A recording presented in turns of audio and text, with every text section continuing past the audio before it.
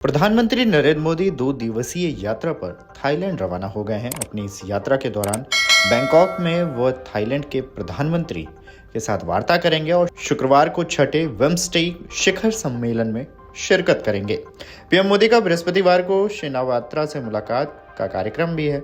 उसी दिन शाम को वह समुद्री सहयोग समझौते के लिए बिम्स्टेक नेताओं के साथ बातचीत कर सकते हैं।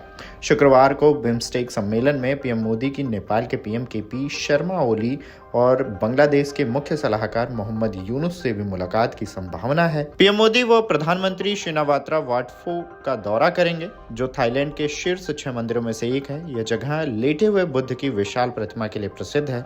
बिम्स्टेक सम्मेलन में थाईलैंड, बांग्लादेश, श्रीलंका, नेपाल, म्यांमार और भूटान के नेता शिरकत कर सकते हैं।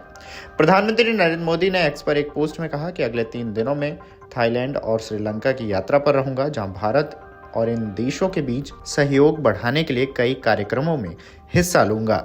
आज बैंकॉक में मैं प्रधानमंत्री शिनावात्रा से मुलाकात करूंगा और भारत थाईलैंड दोस्ती पर चर्चा करूंगा।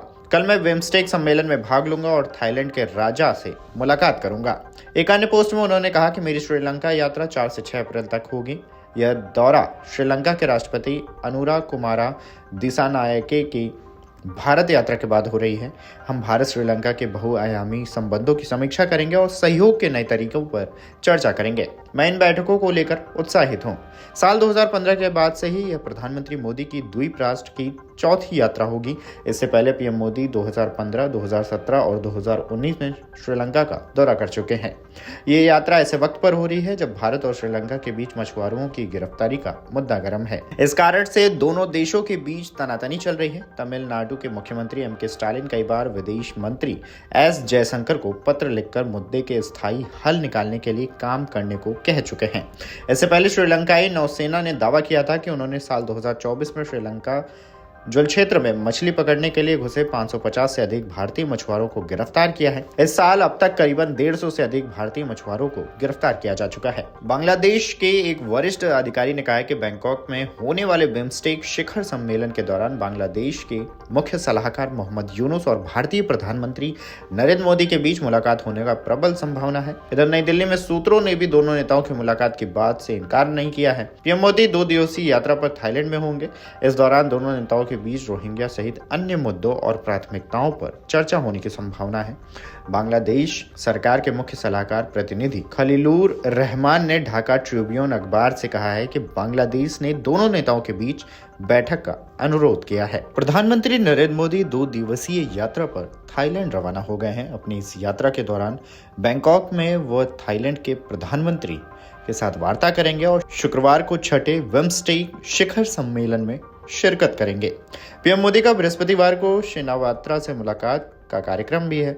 उसी दिन शाम को वह समुद्री सहयोग समझौते के लिए बिम्स्टेक नेताओं के साथ बातचीत कर सकते हैं।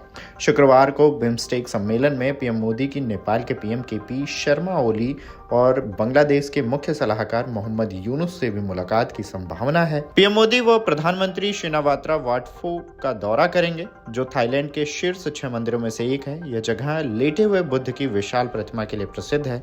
बिम्स्टेक सम्मेलन में थाईलैंड, बांग्लादेश, श्रीलंका, नेपाल, म्यांमार और भूटान के नेता शिरकत कर सकते हैं।